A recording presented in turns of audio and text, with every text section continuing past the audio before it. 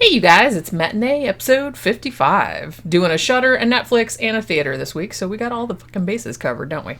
Yeah, they were pretty good. They were pretty good movies this week. Yeah, like I said, kind of an enjoyable week that we had. Yeah. Now, as I said, the first one we're going to talk about, we're trying to review like all of the new episodes of the Creepshow series that is airing on Shudder. Yeah. So this week we're going to be talking about episode 3. Yeah, Shudder and Creepshow, they delivered. They delivered this week. Yeah, And, these have all been really good. It's like I said, you're gonna get when there's 2 stories on each one, and they, like I said, that's really cool that they try to do like a diversity of different types of stories. So they usually put 2 that are not very similar, like on the same episode, which I think is a cool idea. This one, I feel like the first half of it, the first story, was maybe, I liked it, but I think it was like the weakest one of the series so far. But then the second one that they did was like kick-ass, and I really, really liked it. So the first one was called All Hallows Eve, and it was directed by John Harrison, who did a couple of the other segments also. He was the assistant director on the original Creepshow movie from 1982, and he was also the director of Tales from the Dark Side, the movie. And this was actually written by Bruce Jones, who's probably best known as a comic book writer. He wrote for Marvel and wrote stuff. He did Incredible Hulk from, in the early 2000s. Also, and I didn't know this until I looked up his IMDb page, he also wrote the short story called Jennifer that Dario Argento directed for the first season of Masters of Horror. So I thought that was kind of cool. That was actually a really good segment. So he was the writer on this, and it's cool because it has kind of like a really cool like Halloween type setting. I've seen some reviewers compare it to like Ray Bradbury, like Something Wicked This Way Comes or something like that. It does have a little bit of that vibe to it, and it's just about these 5 kids that are going around trick-or-treating, and they go to these people's houses and they're kind of dicks, and people are clearly afraid of them, so that there's kind of like some sketchy shit going on. Kind of reminded me of that old Twilight episode about the kid that could wish people away into the corn. It did remind me a bit of that as well. Yeah, but there's teenagers. They seem to be able to do whatever they want. And I've also seen it compared to, Twilight Zone, the movie, where they did that episode, I think Scatman Crothers was in it, called Kick the Can, where it was kind of like, it's not like horror outright. It's like, it has a scary premise, and it's like, I hate to spoil it, but it's not really spoiling anything, because you'll know, like, within the first 2 minutes that these kids are dead and that they're going around exacting revenge on, on something that happened a long time ago. And they apparently come back after every Halloween, like, as vengeful spirits or whatever, until their revenge is exacted. So in that way, like, I really liked it. The kids were fine, and I liked the whole Halloween-y atmosphere of it, because I love when stuff is set in Halloween, and like the color palette was really nice and stuff. But I maybe because I knew where the story was going, like, very early, so it seemed like it was really slow, even though it was only 15 minutes long. You know what I'm saying? Yeah. But, I liked it. I thought it was all right. Yeah, I did too. And like I said, it's not really a big criticism, because, it's still good. They're very simple stories. Like you said, they're only 15 minutes long, so, there's not a lot of complication in them. And that was about like what an old Twilight Zone was when you took the commercials out of them. Yeah. Because, Twilight Zone was only a half hour long. Most of it was damn commercials. Yeah, that's true. So really, it was like one Twilight Zone episode. I think they're 18 minutes. Yeah, one Twilight Zone episode was really nothing more than damn half a Creepshow. Yeah, pretty much.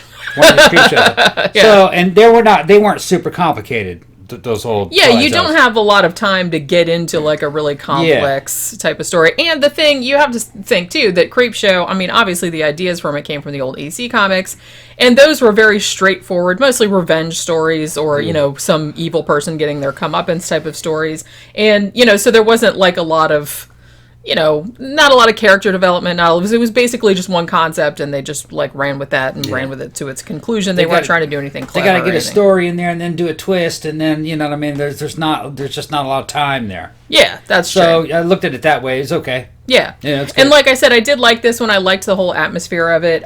It seemed a little long, like I said, and you could see where it was going, but that really wasn't anything. It wasn't. It was actually more sad than like a horror. You know what I mean? It wasn't gory or anything really. But the ending of it was kind of sad, so it was more like a poignant kind of story. But, I still liked it otherwise. I just think it's the weakest segment of all the ones that we've seen so far. Now, the second one, I loved the shit out of this one. This was called The Man in the Suitcase. Yeah, this was directed by David Bruckner, who also directed the movie The Ritual, which is awesome. You should go watch it. Also, he did one called The Signal, which I haven't seen, but I've heard is really good. And he did the Amateur Night segment in the first VHS movie. So that was good too. Now, this one was actually written by somebody who's like a novelist and a poet. I don't think they've written anything for TV or anything, nothing that I could find anyways. Named Christopher Buehlman. Now, this is actually, because I love the batshit premise of this. So it deals with this like stoner guy named Justin. And he's coming back from, I think he was visiting his parents or something, and his girlfriend has just broken up with him, and he's having like a shitty day or whatever. He's at the airport. He thinks they've lost his luggage, and then all of a sudden this suitcase like pops out after everyone's left and everything. He's like, oh, that looks like his suitcase, so he takes it home. Now he gets back to his slacker-ass apartment, and he hears somebody like talking from inside of the suitcase. Yeah. At first he thinks it's his roommate. It's not. He opens the suitcase, and there is a man, like, all contorted up in the suitcase. Legs going this way, arms going this way, his face sticking up, and it's this Indian guy. Yeah. And talking to him. It's weird. It's pretty damn weird. And he doesn't seem to try to even get him out of the damn suitcase. He does at first. But couldn't pull him out. Well, what ends up happening, because the guy's just like, oh, please help me, and stuff like that. So the kid tries to pull him out, but it's really, really painful because he's all twisted up like a pretzel. And that is when he finds out that every time the man in the suitcase experiences pain, he spits out coins, a gold coin, like an expensive one, because he goes and gets it appraised after one of them gets spit out, and it's like $250, $300 the guy gives him for it, and he could probably get more for it for that. It's like a Krugerrand or something like that. So perhaps unwisely, Justin tells his slacker roommate and his bitch-ass ex-girlfriend about this guy. Well, they come over and they think, because they've been fucking around behind his back, but like they think that he's murdered a dude because they come in the apartment and they just see a hand sticking out of the suitcase. But then he has to tell them, no, it's this guy, and oh, by the way, every time he feels pain, he spits a gold coin out, and you can see where this is gonna go. It's pretty bizarre. It's like, well, I just like I love when they do like these batshit premises like this. I mean, you know what I mean? The story unfolds and it makes sense when you start getting to the end of what the hell's going on. But I don't know if you want to spoil it, but I would just I wouldn't spoil it. I have to say that there is a really, really good, like, kind of a practical, I don't want to call it a monster effect necessarily, because it's not really a monster, but a practical effect that reminded me very much of Twilight Zone, the movie, the segment that was actually based on that Kid in the Cornfield one, except they changed it up a little bit, called It's a Good Life or whatever. Yeah. But in Twilight Zone, the movie, they did it with, like, the kid named Anthony, and they had all those really cool, like, practical, like, wacky, like that big old rabbit with, like, the teeth and everything like that. They had all those, like, really cool practical effects, and this has one like that. Yeah. That reminded me of that, and it was super, super cool looking. Yeah. But I just, like, really loved the premise. The guy in the suitcase is hilarious. Just like the way he's just kind of like, he's kind of resigned to it, you know what I mean? Because it's like, they're trying to like kick the shit out of him so they can get more money out of him, and he's just like, that's how it goes, and blah, blah, blah. So it's like, it made it really funny. Yeah, so far the series is just heavy in practical effects. It looks good. Well, yeah, like I said, because a lot of it's kind of, this is kind of Greg Nicotero's thing, and he has his K&B Studios and everything. So and we've seen the episode that comes out after this, and it's even better. Yeah, it's we'll be reviewing that one next week. But so the series it's a strong series and getting better. Yeah, so far it's like this one, like I said, it had probably like what I thought was the weakest episode, but it also had what I think is probably the strongest episode so far. I have to say, I think I might like The Man in the Suitcase a little bit more than House of the Head, because up until now, House of the Head was my favorite. So this one might have just edged it out just because. See, I like the ones that have those weird premises. Like House of the Head, there's like a little zombie head inside her dollhouse, and it's like killing all her dolls and stuff. I mean, that's awesome. That's a great concept. I don't know, the one next week that we're going to do next week, that one was pretty cool with the companion. Yeah. That's based on a Joe Lansdale story. That's pretty good. Yeah. But like I said, I like that they have this kind of variety of stuff, and I like that all of the stories aren't the same, and like I said, they've kind of, they've dug pretty deep, got some good directors and good writers and stuff like that. So yeah, this was another good episode this week. So like I said, if you don't have Shudder, you better go check it out.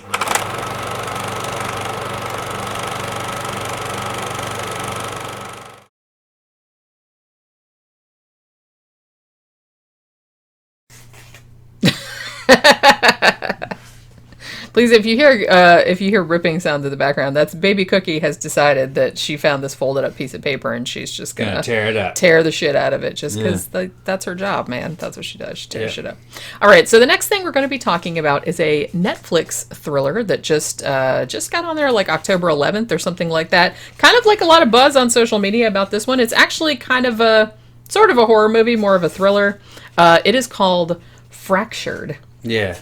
Now, this was directed by Brad Anderson, who has done many movies, but he also did The Kick-Ass, Session 9, one of the best horror movies. And he also did The Machinist, the one where Christian Bale looked like a skeleton because he just ate gum for 6 months. This one was pretty good. I actually really enjoyed this movie. Yeah. It seems like, I feel like opinions are divided. I've seen like a lot of people that said they really, really loved it, and like some people were like, oh, I saw everything coming. But I didn't see, well, I sort of did, but it's like I didn't see exactly like how it was going to end up. So what the premise of this movie is, and I should note too, it was written by Alan McElroy, who also wrote Halloween 4, Return of Michael Myers, and the Wrong Turn movies, which only the first of which I've seen, and was actually pretty good. Sam Worthington is in this. And remember, you were telling me, it's like, who is that guy? He's in so much stuff. He was in Avatar. That's probably where you... Okay. And it's funny because, well, it's probably not funny for him, but it's like when he was in Avatar, which was like the biggest movie of that year, he's probably like, woo, I'm going to be a star. And then like... Nothing happened. Right. Not really. I mean, he's still in stuff, but it's like he's in like a lot of kind of, not any like big A-list kind of stuff, and so I kind of feel bad for him. But because that's the weird thing about Avatar, it's like it was like the biggest movie of that year, and it's like no one really talks about it anymore. Right. Kind of like Twister. Right. Remember how big Twister was, like back in the 90s? It was, yeah. Yeah, and then like about a year or two later, it's like everybody just forgot about it. It's about like a tornado. Tornado, yeah. Yeah, it's just weird how that happens. Everyone gets obsessed with it, and then nobody remembers it a few years later. But yeah, Lily Rabe is also in this, who most people probably know from American Horror Story. So the premise of this, and I was actually intrigued when I just like saw the thing on Netflix. I'm like, oh, that sounds pretty good. It sounds like right up my alley. So it's this guy and his wife and their little daughter, whose name is Periwinkle, although they call her Perry. And they're driving from I guess it's the grandparents' house. They had Thanksgiving there or something, and apparently it didn't go too well.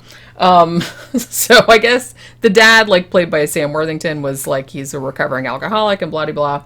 And so they're having like a fight on the way home in the car. Now, Perry has to, I think they're driving back to Minneapolis or something, I think they mentioned. Now, Perry has to pee or something like that, so they stop at, like, a gas station, at which point there is an accident. Not a car accident, but another kind of, like, slip and fall type of accident or something like that. Perry ostensibly breaks her arm, and they have to go to a hospital that's kind of, like, out in the middle of nowhere to get the little girl treated for her broken arm and possibly a head injury. They think she might have a head injury also. So he takes the wife and daughter into the hospital, and he tries, when there's like all that bureaucratic bullshit with like, we don't take your insurance and what's your blood type, and everyone is like shifty as fuck, you know what I mean? And it's like super, super crowded. And so they're waiting around, and like finally, like a doctor comes to see them, and he seems really nice and everything. He's like, okay, well, we're going to take your daughter down to get a CAT scan or something like that, just to make sure she doesn't have a head injury, blah, blah. So the wife and the daughter go down to get a CAT scan, or so they say.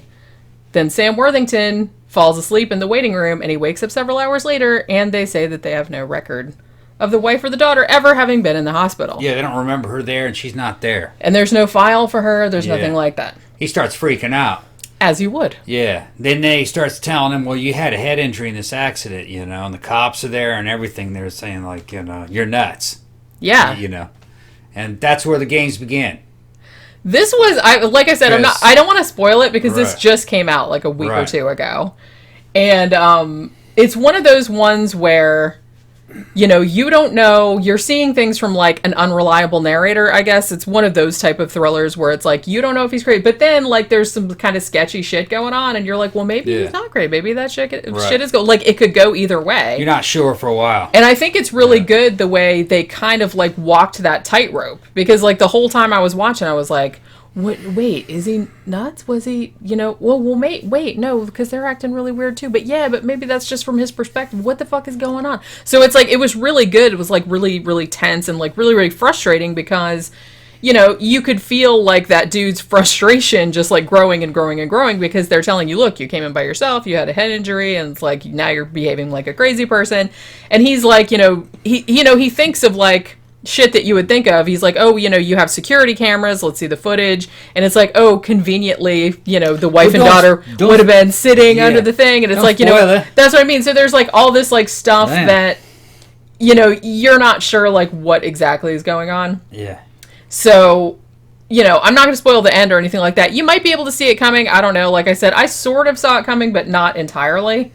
But it really does kind of like keep you invested in it, and it's got like a really cool, I really liked the score. It was like this just really weird kind of experimental. It wasn't a bad movie. It was pretty good. It wasn't my kind of movie. I would watch it again, but I do appreciate it. It was good. As thrillers go, it was actually a pretty good one. I've seen this compared a lot to Flight Plan, which had a similar kind of premise except on an airplane. You know, where somebody's like, oh, well, you never had a kid or whatever. I don't know. It was like a long time ago, I thought. I've also seen it compared to Shudder Island. So it is kind of similar to that. So if you dug those, then you will probably dig this as well because it's in a similar kind of vibe. So, you know, it's, like I said, it's gotten kind of mixed reviews. I've seen like a couple of horror critics that like really, really loved it. And then some were just like, oh, I saw it coming, blah, blah, blah. And, you know, so I couldn't really, you know, focus on it or anything, but I thought it was really good. I thought like all the acting was really good. It really kept you like invested in the characters and what was going on, and I really liked the kind of creepiness of the hospital and like how all the doctors and nurses seemed kind of shady and like you weren't really sure what they were up to and like all this other kind of shit. But you know, I thought it was really good. So if you like thrillers, you should probably check it out because I thought it was pretty damn awesome.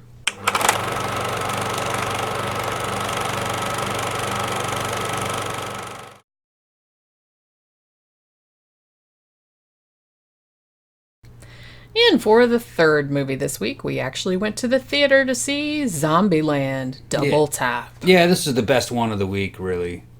I enjoyed this one very much. Yeah. Now, you have not seen the first Zombieland, correct? No. They did do a double feature, but A-List wouldn't pay for it, so we didn't go. Yeah, I didn't care about that much. I mean, and you don't have to see the first one to appreciate this. No, yeah. Some of the stuff did relate to the first one. You could tell, you know, if you just jump into part two, you can tell some of the stuff is referring to what happened in part one. Yeah. I don't really think it makes it even more funny to know that. Maybe only the Bill Murray angle would have helped. But no, if you haven't seen part one, you know, feel free to go ahead and see part two. It's pretty good. It's about kind of like Shaun of the Dead. It's that same tone. It's a comedy zombie movie. It does have zombie stuff in it. But it's mostly comedy, if you ask me. Yeah. So, you know, if you're expecting something like Walking Dead, then no. Well, I don't think anybody that saw Zombieland would expect Walking Dead. Because this was very much like the first one. And honestly, I have to say that I am very impressed because after the first Zombieland came out, and they didn't really expect it to be all that big of a hit, but it kind of became a cult classic. So they were talking about making a sequel like only a year or two after the first Zombieland came out, like in 2009. All the cast members said they would come back and were really excited about it and stuff because they really like these characters. But for some reason it went into development hell. It just never happened and shit like that. So it's amazing that, you know, 10 years later they come out with a sequel to it, and they got like all of the original cast back. Woody Harrelson is back as Tallahassee. They got fucking Emma Stone back as Wichita, and like she's like, you know, she was kind of, you know, she was a known actress then, but it's like that was 10 years ago. Now she's been nominated for 3 fucking Oscars. She's like in all this, you know what I mean? So it's like everyone's like a way bigger star. Like even Jesse Eisenberg and stuff, he's been nominated for an Oscar since then. Woody Harrelson still looks good for such an old guy, too. He really does. He doesn't really look that much different than he did in the first Zombieland. Yeah. But yeah, so if you liked the first one, I don't see any reason why you wouldn't like this one. It's very, it's kind of like a loose kind of thing. It's more about the comedy. It's more about the road trip. It's more about the characters' interactions with each other than any kind of like solid plot. There is a plot. The whole plot is, it's pretty much been, I think it's 10 years in the world of the movie, just like it's been 10 years in our world. The four main characters, Wichita, Little Rock, Columbus, and Tallahassee, have all kind of, they have this little ersatz family going. They have moved into the White House and, are farting around in that. Now, and there's also kind of a thing where, I guess Columbus, and Wichita have been together a long time. He proposes marriage. She freaks out. There's also a thing about Little Rock, because in the first movie, I think she was only 11 or 12. She was a little kid. So now she's a grown-up person, and she wants to go out and find, a man and go start a family of her own. And Tallahassee is being kind of like overly protective, I guess, is like her father figure. So they kind of take off, and then there's this whole subplot about super zombies, about how zombies are some of them are getting smarter, some of them are getting harder to kill, like you can't just double tap them anymore. And so since they're all like afraid of what might happen to Little Rock, because she hooks up with this hippie, like this quintessential like stereotypical hippie guy named Berkeley, and so they kind of set out to find her, like toward Graceland and stuff. So it's kind of like I said, you don't really have to have seen the first one, although there were like a lot of kind of references back to the first one, so I think you would like appreciate it more, because you'd be like, oh yeah, just like, you know what I mean. But you don't have to have seen that. And if you like the first one, I really don't see any reason why you wouldn't like this one. It's very charming. It's very funny. It's these same characters, and the four of them just work really well together. And I think it's cool that they got all of them back. I also should say that there's like this one new character there's a couple new characters too, but the one new character they introduce, Madison. Yeah. Yeah. She is a fucking trip. Yeah. It's like, well, because this character, the cool thing about her character is that she's supposed to be like annoying and vapid and stuff like that. And that could go tragically wrong. Like she could be for real annoying, but she pulls it off really well. Like, even though, yeah, she's an annoying character, but she's also kind of like, also kind of like cute and adorable. You know what I mean? So I think that's like a really hard thing to pull off, but she did a really good job of doing that. But she was like a funny typical character. airhead, yeah. Yeah, she was just like totally, Bimbo. and like how she survived the apocalypse, like where she's been living and stuff like that was just like funny as hell. Yeah. And also I should say too that this is the same director as the first one, everything like that. So yeah, it's just kind of like just a fun road trippy kind of movie with occasional zombies. I kind of liked the end, the big end set piece, where they're going, all the super zombies come and they have to fight them and stuff like that. So, but nobody watches this for like an action movie or like a horror movie. It's just like a comedy that happens to have zombies in it. Like you said, it's kind of like Shaun of the Dead, right. That kind of vibe, or like the first Zombieland, why a lot of people liked it. You said that you liked it, but you liked The Dead Don't Die better. Yeah, I like The Dead Don't Die better. It's kind of like... That was more like a zombie movie. That's true. This one was just kind of a good comedy set in a zombie setting. Yeah. In an apocalyptic setting. Because, you have a thing, too, where... when the first Zombieland came out in 2009... The Walking Dead hadn't even started. The comic book, the graphic novel was going, but the TV show hadn't started. Yeah. So that was kind of zombies everywhere. So it was like a little bit of a fresh air. So the fact that they could come out in 2019 when there's just like zombie saturation in every fucking media and still make a movie that's entertaining to watch and still funny. But I think it was wise that they didn't focus so much on the zombies. They do. It's like, when they're on the road and like when they have to make a stop somewhere and then they'll get attacked by zombies and have to shoot them and stuff like that. But it's not really the main focus of the story. And I'm glad that they made it like that, because even the first one was kind of... It's just its own thing. The movie's its own thing. Or just like more about the characters and stuff like that. So, like I said, if you really like the first one, then you will probably love this one as well. I haven't seen the first one in a long time, and I remember the first one being really funny. I think this one might be slightly funnier, but I would have to see the first one again, like, to confirm that. I'm not really sure. I remember, I laughed a lot during this one. There was like a lot of really good. It was entertaining. Yeah, there was a lot of good set piece in it. But yeah, it's just a good time. It's not deep. It's not anything like that. It's just like a fun, just like a fun character study. That's pretty much it, with like fucking zombies in it. Can't beat that. So yeah, Zombieland, double tap. Go check it out.